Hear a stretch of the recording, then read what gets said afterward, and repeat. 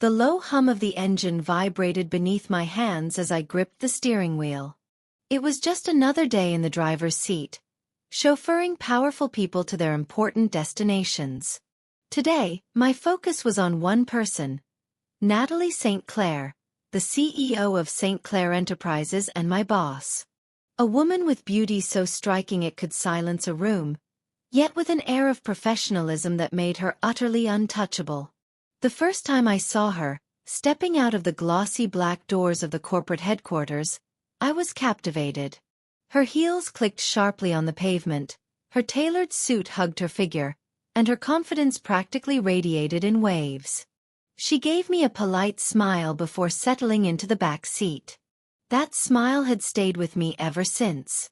"Good morning, Miss St. Clair," I greeted, holding the door open as she approached. She nodded with a faint curve of her lips, her amber eyes meeting mine briefly. Something flickered there, curiosity perhaps, but it was gone in an instant. The drive was smooth, as always, though the silence in the car seemed heavier than usual. She sat in the back, scrolling through her phone, her features bathed in the soft glow of the screen. I had become an expert at sneaking glances through the rear-view mirror without being noticed. Today she seemed different. Her usual calm demeanor was tinged with something I couldn't quite place. Anticipation, maybe? "Jacob, can we take the scenic route today?" she asked suddenly, her voice breaking the quiet. "Of course, Miss St. Clair," I replied, adjusting our path. She rarely made such requests, her schedule typically leaving no room for detours. Intrigued, I complied, guiding the car toward the tree-lined roads on the outskirts of the city. The silence returned, but this time, it felt charged. I could feel her gaze on me, a weight that sent shivers down my spine. Finally, she spoke again. "How long have you been driving for me, Jacob?" "Almost 2 years," I said, glancing at her through the mirror. "Why do you ask?" She tilted her head, a playful smile gracing her lips. "Just curious. You're always so quiet." "I realized I hardly know anything about you." I chuckled softly. "That's my job, Miss St. Clair. To be seen and not heard." "Call me Natalie," she said, her tone lighter than I'd ever heard it.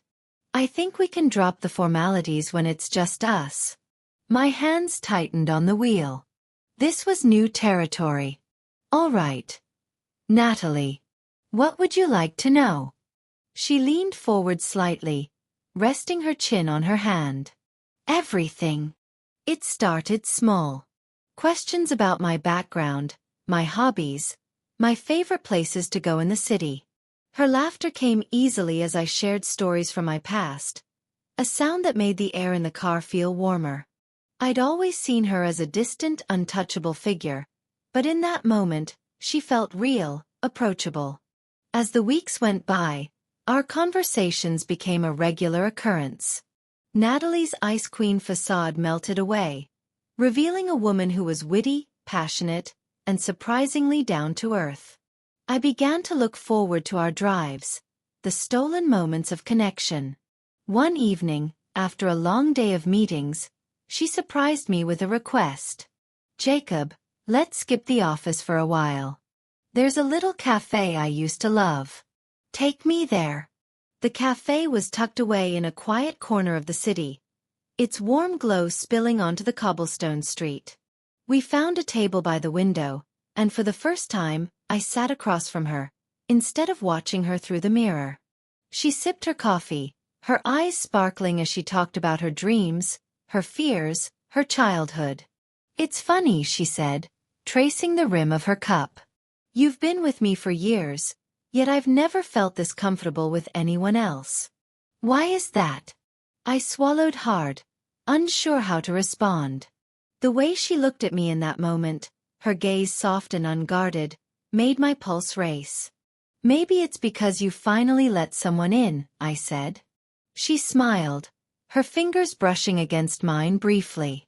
The touch was electric, sending a jolt through my entire body. From that day on, the dynamic between us shifted. There was a spark, an undeniable chemistry that neither of us could ignore. She started finding excuses to spend more time together.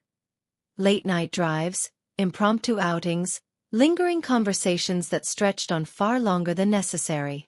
One evening, as I drove her home after a charity gala, the air between us felt charged. She was quiet, her usual confidence replaced by a vulnerability I'd rarely seen. When we reached her house, she didn't move to get out of the car. Instead, she turned to me, her amber eyes searching mine. "Jacob," she began, her voice barely above a whisper. "There's something I need to tell you." I waited, my heart pounding in my chest. "I know it's unprofessional, and maybe even reckless," she said, her cheeks flushing. "But I can't keep pretending I don't feel this connection between us." I stared at her, stunned. For a moment, I thought I'd misheard her. But the vulnerability in her expression told me she was serious. "Natalie," I said, my voice thick with emotion.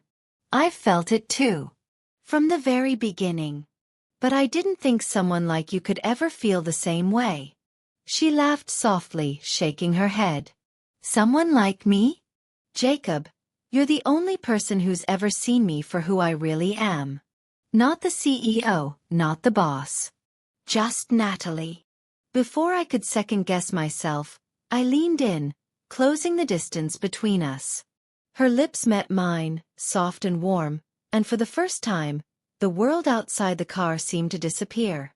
It was just us, two souls finally coming together after years of dancing around the inevitable.